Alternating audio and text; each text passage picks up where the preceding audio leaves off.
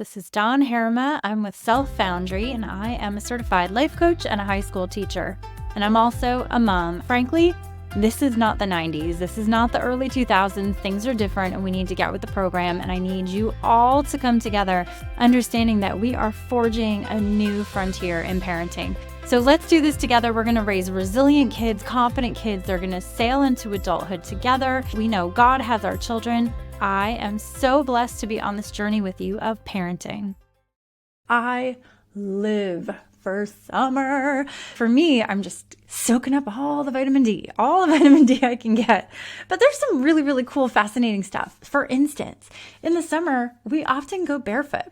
Your kids probably naturally want to be barefoot outside. It's a really cool phenomenon. And if you look at how kids are designed and biologically how we're designed, we really are optimized when we are outside in nature, in fresh air, walking around barefoot. And to be honest, there's a lot of studies coming out. If you don't believe me, go ahead and Google grounding. Look at all the beautiful benefits of just connecting with the earth and how it's really helping with anxiety and a lot of different things physiologically in our bodies. So very cool things. We also get a boost of vitamin D. It says 70% of Americans are short vitamin D, and I would say it's probably higher. So we do love getting outside, minimum 10 minutes a day, but really they want more than that. Your kids are just trust me, I'm sitting here with your kids in my classroom. Your kids totally want to be outside. All they do is look outside. And I got big kids, guys. I teach up to 18, 19 years old. Even they are drawn to being outside. They ask me all the time, can we just sit outside while we do our work? It's so cute. But this is a really fun time. So let's get into the schedule shift, just the schedule shift. Now, for a lot of you with little kids, you're dreading this kids popping up at 5:30, 6 o'clock in the morning, what are we going to do today? And you're just sleep, maybe. So I know it's going to be very different versus the conversation about teenagers, how do I get my kid out of bed? It's lunchtime. So I know the full spectrum that I'm dealing with if you're a parent on this call. But really what I want you to try to think about is the consistency. So studies are showing that teenagers' brains are actually most optimized and active at 11 o'clock a.m. and 11 o'clock p.m.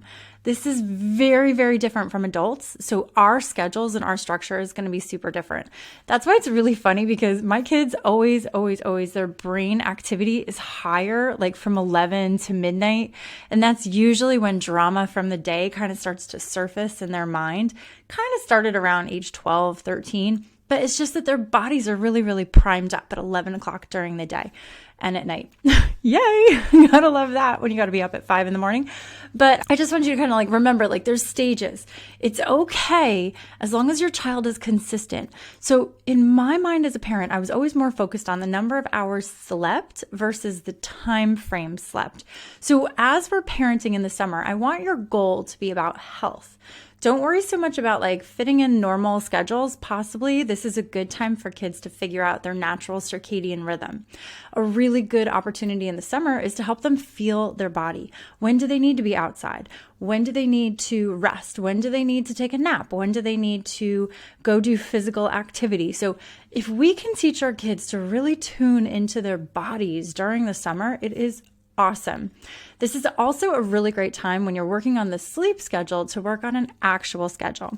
So one of my pet peeves with how millennials and Gen Z and now Gen Alpha are being raised is that their phones really don't let them feel bored. So when they're not bored, they're not curious about life. And what they're doing is they're scrolling. So as I talk to students, as I talk to my clients, what I'm hearing is, I'm so bored. So what I do is I go on the phone and I'm looking for something that makes me laugh. A lot of them want to laugh or they want to be really focused. They want to watch a sports game or something pretty intense where they get riled up and fired up. So they're looking for laughing or fired up. But when you have millions and millions of videos at your discretion and at your disposal, what's starting to happen is it takes a lot more to entertain them, a lot more just what would you call it?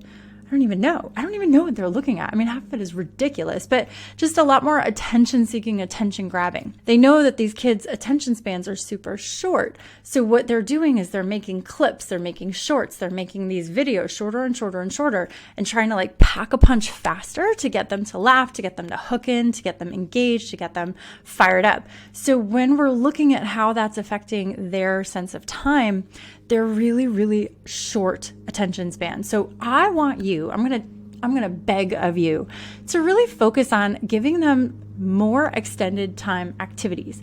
We need to retrain their brain. So one of the times when you're going to find kids are scrolling endlessly is often at night before bed, and it's often in the morning when they're not quite up and moving.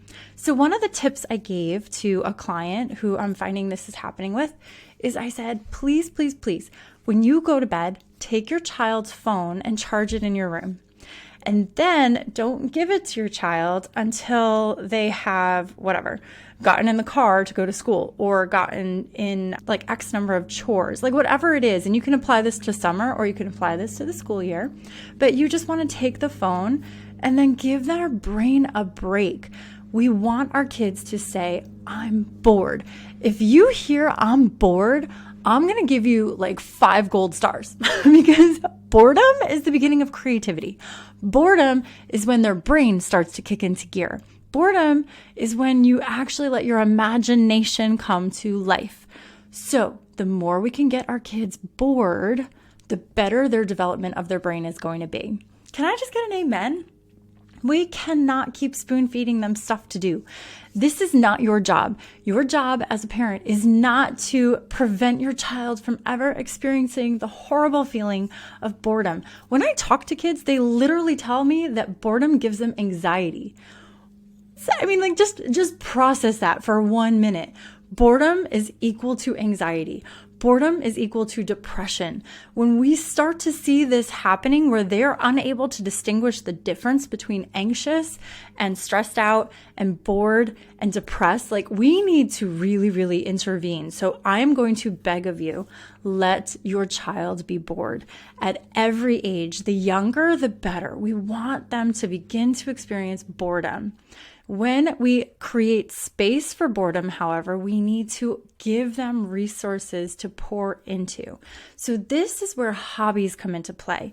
I always say, especially by middle school, definitely by middle school, you want them to be experiencing a variety of things. Now, I understand that if you're in a city versus in suburbia versus in like rural America or something, it's going to be a very different experience. So remember, I always like to go back to the Bible. How did God design us to be? God designed us to walk in community, not to be alone. So figuring out how to find people and bring them into your world, having time to walk and talk with God. So having that spiritual structuring of having a relationship with God. Then also eating good food. So it's a great time to start to teach them to cook and learn how to snack well. And then it's also a really, really good time to think about, what does God ask us to do? God put us in a garden and asked us to take care of the plants and animals. That is work, guys. It's work, but it's working with nature. This is such a beautiful time to really be kind of teaching your kids, this is how our bodies were designed to exist. So if we can incorporate that back into our kids' lives, the earlier the better, it's going to feel normal. It's going to feel like they're actually drawn into it. And a lot of kids love this. I'm finding more and more students, because now our school has a garden. A lot of kids absolutely adore gardening. They don't like weeding. I mean, you have to be real about it. Nobody likes weeding. I hate weeding. I mean, that's like a curse in the Bible. That's something God sent us to torture us. But the growing, the seeing how something can come from nothing and you can nurture it to be beautiful and to be productive and to add value like food, this is really, really, really monumental to these kids' lives. And once they start to realize it, I mean, how many adults find their joy in taking care of the lawn? I don't know if you can hear all the lawnmowers outside my window right now, but adults just, they do like being outside. My friends and I, we just love growing things and experimenting, and we're not good at it at first. So it's really a cool time for them to start caring and nurturing for plants and animals. So walking the dog, taking care of other people's animals, like whatever it is that you need to incorporate into their life, That's really great. And then what's really cool, once they're good at it, they can actually turn that into money as they get older. That can become part of a side hustle, a business. And that, my friends, is adulting, trying to figure out what hobbies we have that can actually transition us into earning money. So speaking that into our kids really early on is huge. Another thing that you can start to do is really develop hobbies. And you can kind of think outside the box where like you want your kids to see a lot and to experience a lot. So having like an art area of a house. Like I know somebody I was dealing with was like, oh, I can't do artwork. My desk is white. I was like, hold the phone. Hold the phone. IKEA has plastic mats for desks that you just like lay out. You can put them under the desk. You can put them on the floor. You can put them on top of the desk. Like so many things you can do to protect your house. That is not a reason to not be creative with art products and things like that, or beading. Kids really, really do like to create and to invent. So encouraging a jewelry hobby. My daughters graduated from like doing big beads to doing like braiding and stuff of embroidery to actually crafting real jewelry. I mean, I got to the point where I was buying tools with actual claw clasps and like gold and stuff. And then as they got even older, because now they're in high school, one of them has gotten into thrifting actual jewelry, and then she deconstructs it and reinvents it as something really cool. And one of my friends actually saw one of her pieces and was like, can you make me something like that? I love that. I've never seen anything like it. Boom. This is entrepreneurial mindset at its best. So you can start it really, really young. I have a lot of kids who are really highly trained in sports. Okay, cool. Guess what I did when my kids were little? I had a group of moms. We all had similar age kids, and we were like, I need mom time. You all need mom time. You need dad time. You need to have adult conversations. And when you've got kids on your, like at your beck and call, like all around your feet all day, you feel like you're last in line. And I know that like teachers took your kids for 8 hours a day. We're very happy to give them back to you for 2 months, and then we'll take them back all refreshed and happy. But for 2 months, you have like no break. I know. And you're possibly trying to work and juggle all this and figure out schedules and all. So you need to build in time just for you, for decompressing. So what I did was I found a local dance instructor. Now remember, I had 2 girls. You could do this with soccer. You could do this with flag football, having a kid who knows football. Whatever your kids are into, you can hire the teenager. And here's what I did. I said, all my friends who want to come to my house, and we are going to stay inside, and we're going to have coffee or snacky things and drinks, whatever it is that you want to do, whatever time of day, you can do your thing. And then you can even do a Bible study, like whatever makes you happy. And then every single person who came paid that teenager $10. My teenage little assistant was so excited. She was like, what? I just made $100 in 2 hours? What? I was like, yes. Would you like to do it again? And they were like, yes. So what the rule was we only did it on a nice day. All the kids had to stay outside. She was very happy to keep them. And then I was very happy to sit and have adult conversation all by myself.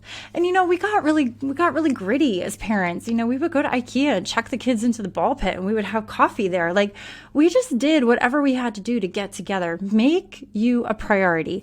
There's that saying about grabbing the oxygen mask. You got to put it on yourself on the plane before you put it on your children.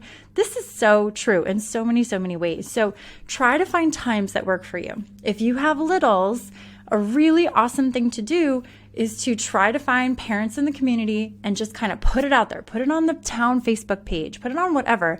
We are gathering with ages 2 to 5 every Tuesday at this park. Bring your coffee and show up, or bring your sneakers and show up. We're going to walk laps while the kids play on the playground. Whatever it is that you need to do, figure it out. Make it happen. You don't have to put yourself last. Your kids need socialization. They really, really do. They need exercise. They need to be outside, but so do you. So try to blend it. Get creative. Don't get overwhelmed. Remember, phone a friend. I had a really good friend that we knew, like, if you were calling, you pick up the phone. Like there was a problem, we needed to talk.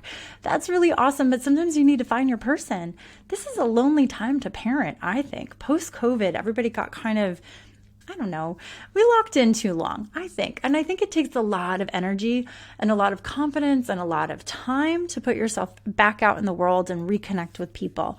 It doesn't mean it won't happen. It just means we need to retrain ourselves that it's something that if it gives you joy, you can incorporate it in whatever doses you need. So as much as you need to schedule. But it's exhausting mentally to try to reinvent the wheel every week. So better is to set it up on a schedule. So every Tuesday, every Saturday, like whatever it is. For my friends, we meet one Saturday a month and we go out for coffee and we know we're going to be there for 4 hours. Like we go for coffee and food. And when they given us the skank eye, we buy more food. So that's what we do. But we needed that. We needed that as like women who just needed to be together. We're not bashing our husbands. This is not a negative time. I want you to understand, because at first my husband was like, are you just like bashing us? Are you just talking about us? I'm like, no, I want to talk to people who like love me for different reasons than you love me. Like I just want to love on them. So try to find that time. It's really, really beautiful. Other things you can do is it's a beautiful time to, on purpose, begin to train your children to prep food with you. They need to understand how important being part of a family is.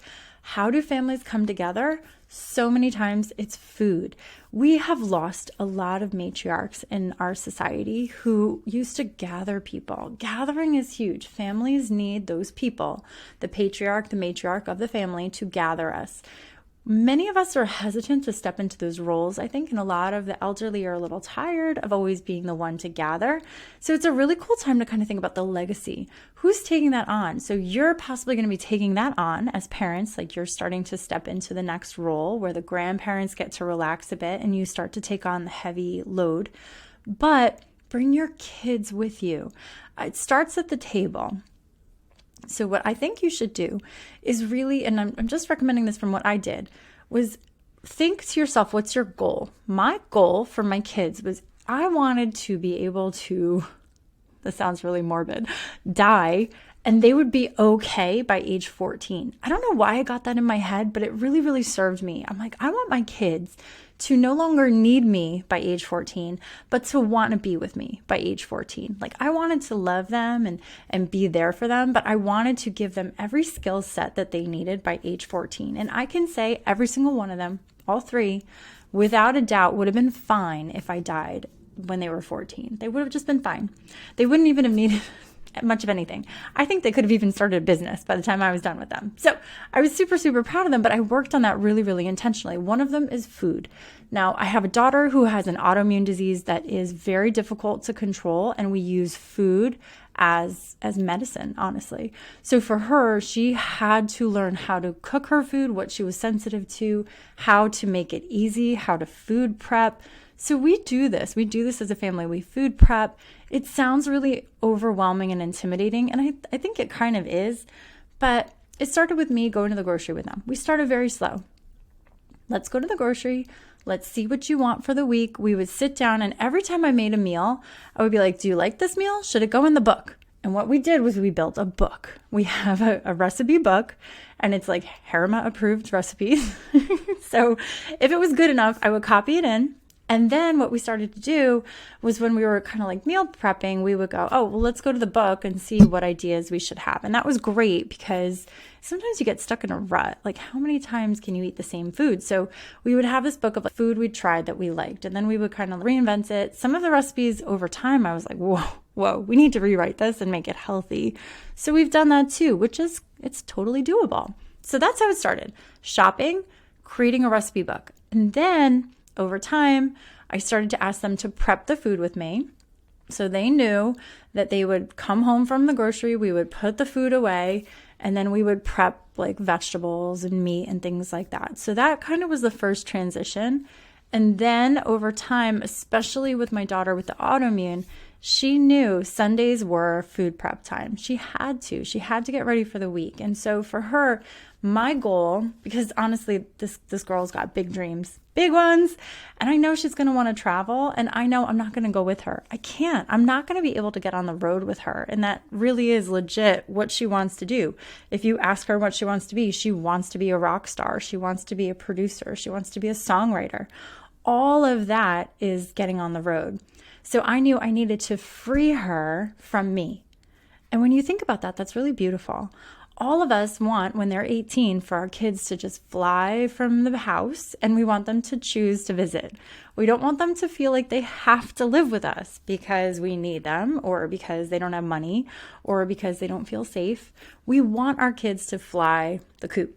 So for me, that was a huge goal, was to really, really make her confident, healthy, and able to make this manageable, because it's really, really hard, because frankly, we have cut out all lectin for her. And if you know anything about food, that's a beast. Lectin is in everything, but she just doesn't handle it well. So anyway, my kids have gotten very, very savvy with food, and it's something that's given me a lot of relief. Even when they were very little, if you have really little kids, I recommend a snack drawer that's at their level. So we had a snack drawer for dry food, and then we had a snack drawer in the fridge, and they knew that they could have from the snack drawer, and that gave them a sense of independence. They knew what they liked. We knew it was healthy or not, and they knew they could only have one unhealthy thing a day. And we just kind of got used to that, because it's kind of a life skill, isn't it? I think it is. So that was how I addressed it when they were little, and obviously we had to grow that up over time. If your child is not packing their lunch this year, I'm going to say, just so you know, teachers always have kids who are much higher in their maturity in general compared to the average parent. I'm not putting you down. I'm just saying we have seen hundreds of kids through our classroom, and we know exactly how capable kids are. So by the time they get to our house and they're living in our house, we're like, well, I know you should be tying your shoe and packing your bag, and I know what you're able to do. So I do find that teachers' kids are always a little bit more advanced. Like even when I teach a teacher's kid, I know. I'm like, are you a teacher's kid? Yes, you are. I know your mom. What district do your parents work in? So I can always tell, because they just think differently. It's really, really fascinating. A lot more responsibility on them. And it's not hard. They don't talk about it like it's hard. They expect like everybody should do this. And they're always shocked when other kids are like, oh, my mom does my hair for me. And they're like, what? Why don't you do your hair? So my kids, I was teaching them how to blow dry their hair in the summer, just so that they knew by the time it was fall how to blow dry their hair. So they were blow drying their hair. I want to say they were like 10. So if you're still blow drying your kid's hair, I mean, it depends on how long it is. Honestly, like one of my kids has really long hair. So her little arms were too short. I think I gave her another year. But it's something that like they need independence. You don't want them to rely on you for confidence, for doing, for things like that. We want them to trust themselves, not just you. So they need to trust themselves that they are capable and that they can do hard things. So sometimes hard things is adulting. So if you think about all the things that are overwhelming to kids as adults, doing laundry, keeping track of money, doing their hair, socializing, whatever it is, schedules, that's a big one, calendaring, that is really, really adulting on steroids. So if we can start to prep them early on, you are going to be golden. So don't get overwhelmed. I'm talking like little things like doing their hair, doing the laundry. At least start with folding laundry and then putting it away. That's huge. So summertime, I would say week by week, what do you have? 10 weeks, right? I think that's the summertime for most people, 10-ish weeks. So chunk it. Let's just chunk it. Don't go crazy. So week 1, decompress. Everybody needs to just breathe, right? I mean, that's the time when the kids need a break. You need a break. We all need to just relax for 1 week. Give yourself that grace. Tell them, this is our break week. We're going to relax. Some of us like shoot off for vacation. I know I do. I do my vacation pretty quick. And then we do an end of summer, like something together also. But, for that first week, really be intentional about finding your joy and reconnecting with them. Kids really, really, really love just snuggling on the couch at every age for a movie. They love having friends sleep over, just things that like got pushed on the back burner from May and June, which we know are chaotic. Let that back into your life, maybe for a week, and tell them, next week, we're going to start structuring. So just be ready, like give them a little bit of transition time. Then you can start to work on calendaring. So what you can do is on the weekend, especially if you're a working parent, you are kind of limited in your time. So I would say Sundays, you would sit down with the calendar and you would kind of talk to the kids, and you're going to actually put on the calendar big things that are going on for the week ahead. That's where you're going to sit down, you're going to talk to them, and you're going to be like, are you planning on going anywhere? How are you going to make time for friends? Tell me what day you want to talk to so-and-so about doing something. Get them to think about connecting with friends, for sure. So we're going to kind of go outside to inside. So who do you need to connect with? What do you need to do? So that's going to be one thing. Then you're going to kind of start to go into developing the inner self. What time do you need to work on your hobby? So any hobbies that they want to do. Summer is a great time to learn instruments and to practice that kind of thing. So I would highly recommend building in intentional time. When do you want to practice kicking soccer? Do you want me to hire somebody for a couple, like maybe once a week for the summer, who's going to work on you with your skills and stuff like that, getting ready for fall sports? We have a guy who's amazing who works with our kids on shooting and stuff like that for soccer, and the kids love it. So he gives them things to work on for the week. I have some kids who have a trainer, and so the parents don't pay every day, but they might pay for a training session once a week, and then the kids kind of like set up with that trainer what they're going to do for the week. A lot of kids follow people online. I will tell you, I'm not trying to be like hurtful, but kids who are healthy and feel good about their bodies feel good about themselves walking into a room. 2 months for a kid is an amazing opportunity to really get healthy and to really feel good about themselves. Have you ever noticed that when you're doing active things, even if your body hasn't changed, your mindset starts to change? It's going to be the same for students, for kids. So your kids will definitely thrive if they start to just feel their body come alive. So for my son, I noticed he has a really hard time focusing. Like doing homework after being in school all day was too much. And if you notice that that was too much for your child, here's the moment. I used to ask him. I didn't tell him, I didn't force him, but I used to say, why don't you go run around the block today? And then we built it up, and he would run a little bit more each day.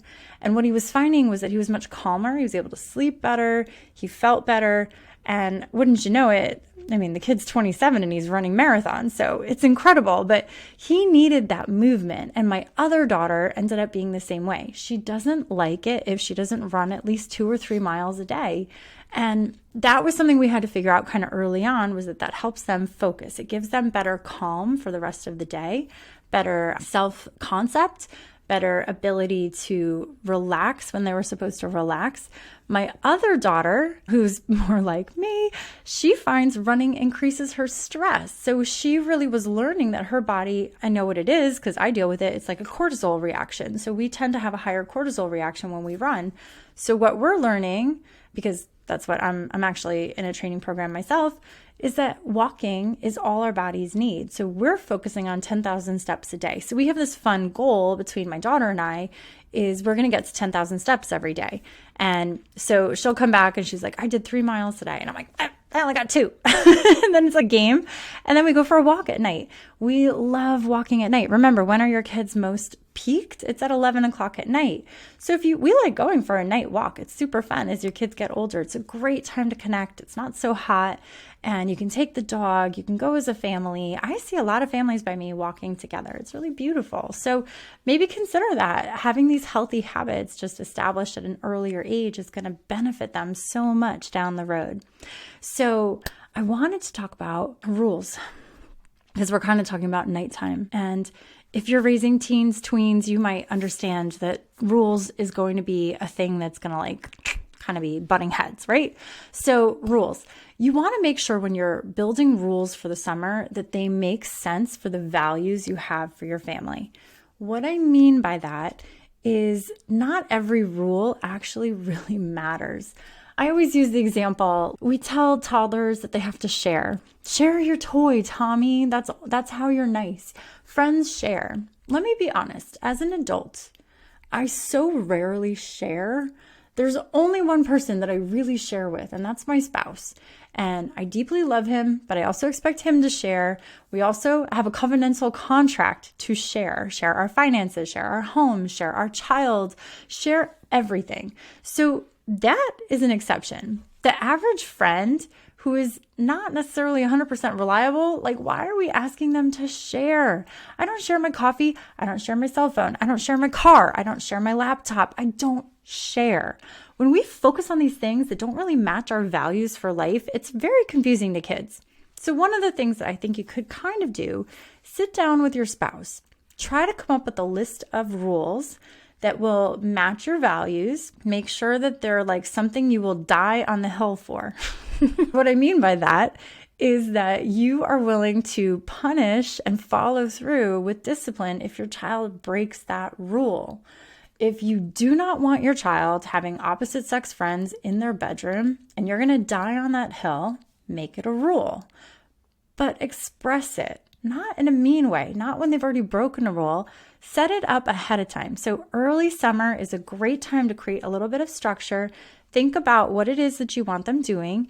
I'm in New Jersey, and so when you're on your early driver's license for the first year, they can't drive after 11 o'clock, and they can only have one friend who is not related to them in the car. Now, I love it. I think that's great because I used to see 5, 6 kids in an accident all the time. And it was really hard as a teacher to see that sometimes. So we're seeing fewer casualties, fewer accidents involving multiple victims who are young. So that's better. But at the same time, I also see a lot of parents choosing not to die on that hill. So they're like a little wishy-washy with it. And that's hard because they're going to be like, well, Susie gets to do blah, blah, blah. So you need to know, is that a hill you're going to die on? So I would say some things you can do. Curfew. Now, I have friends who need to be in bed by 9 o'clock. I understand. Like, you get up super early, especially if you have a spread of kids or if you're working. Here's a little secret sauce tip I learned that was so cool. Buy an alarm clock. Put it outside of your bedroom and shut the door. What the alarm clock is set for is their curfew plus 5 minutes. Say you need them home at 11, so you're going to set it for 11:05 p.m. If they get home on time, they're going to turn off your alarm clock. Then you just get to sleep through the night and you know your child was safe. However, if the alarm clock goes off, it's going to wake you up. Then you know to be worried or angry or whatever. But at least you got a little bit of sleep. You got your 2 hours of sleep that you really do treasure and possibly need. So that's one way to counter when your kids are starting to live this nightlife that you really just can't keep up with because you have a morning life still and they're in summer mode. So that can be really tricky. So think about that. I went to an amazing conference, or I think I listened to it online, and I got these 3 rules. These 3 rules work for every single age, and I loved them. So if you want to think about adopting 3 rules, I'm going to give you my suggestion. 1, is it kind? So what you do when you discipline is you don't tell them what they did wrong. You ask them. So if you're hearing something like maybe a parent calls and says your child posted something, and instead of just yelling at your child and disciplining and trusting what somebody else said, you can ask questions. You can say, was it kind what you said? Tell me what you wrote and tell me, do you think it was kind? If they broke that, that would be a rule. And that's where you're teaching morals and things like that, values that matter to you. So one good question that's actually a rule, is it kind? So be kind, but you're going to use it as a question. Is it kind? Is it respectful? That's number 2, because you have to respect property, respect animals, respect life, respect, boundaries, time, respecting a lot of things. So that's a great one that covers so many things. So is it respectful? When you break curfew, is that respectful of us? So you're kind of getting into a lot of things. Is it respectful to show up late to work over and over again? And then the last one is it safe? Is it safe is a great one for every age. So, Tommy who's climbing 50 feet up in a tree, is that safe, Tommy, to come down? And then Joey, who was driving at 75 miles an hour, and you heard about it from somebody who happened to see them, you can go, is that safe? It kind of goes to every age. It's a great one to kind of cover a whole host of sins. So hopefully those 3 rules will really, really help you. So is it kind? Is it respectful? Is it safe? Okay. I'm going to just cut it off because I could talk nonstop about summer. I don't think I really covered academics because that is a lot to cover. I'll have to do that in another video. But my little food for thought with academics is more than anything, please, please, please have them read. Every age should be reading. You should be reading to the littles, and then they should be reading on their own. I don't care how old they are. As a teacher, we are seeing a huge decline in language and thinking and processing. And when they don't read, they think that the problem they're experiencing is so only something they've experienced. Like, that doesn't make any sense, because when you read that there's a human condition, human suffering, that we have shared experiences. When your child doesn't read, they don't know that suffering is part of being human, and then they don't know that there is an end, because stories take us through a process. So please try to incorporate reading into your children's lives. So if you wanted to hold off on giving them the phone in the morning, tell them, you cannot have the phone until you do this chore and read for 45 minutes or an hour. Really, it's about 55 minutes of focus is your goal. You want to get your kids to focus for 55 minutes over time. So that is my quick tip, summing up academics in a nutshell.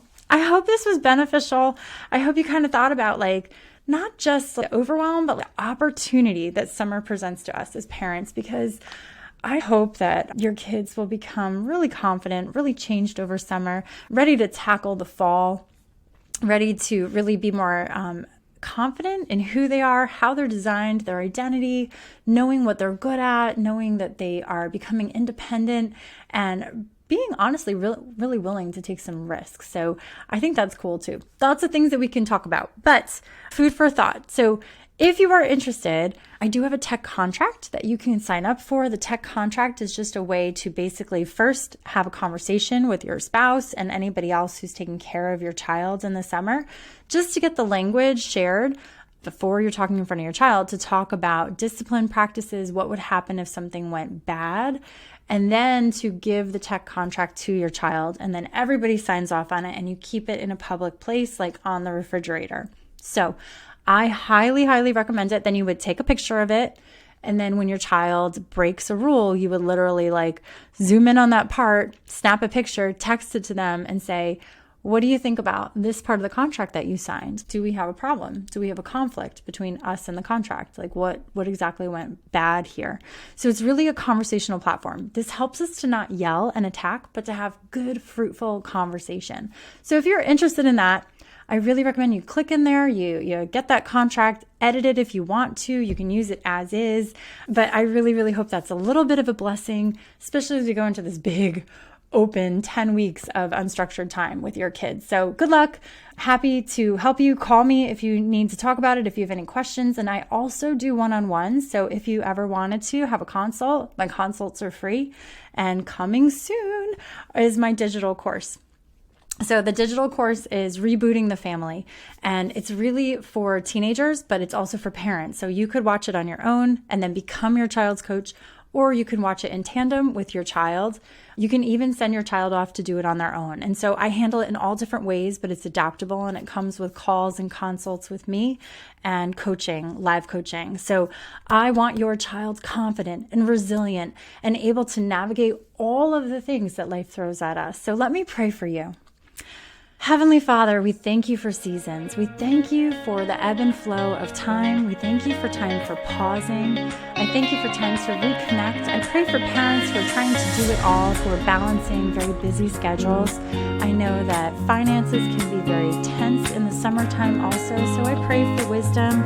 I pray for connection with couples who are trying to really draw closer to a child who's been so busy through the school year and they're feeling a little distant. That you close that gap. I pray, Lord, for friends to be bountiful. I pray that the kids will find friends to connect with, that you will heal relationships that have been stressed. I pray for positivity and self-worth to be increased in the summer. I pray that they get out in nature, that everybody will be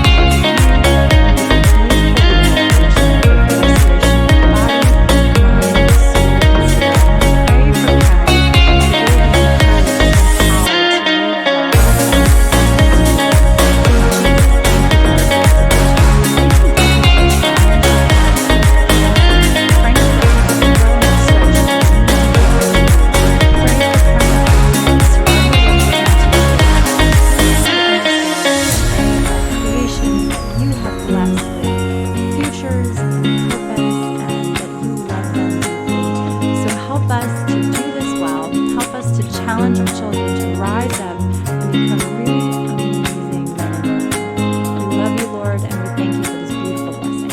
Amen. Have a great week, my friends.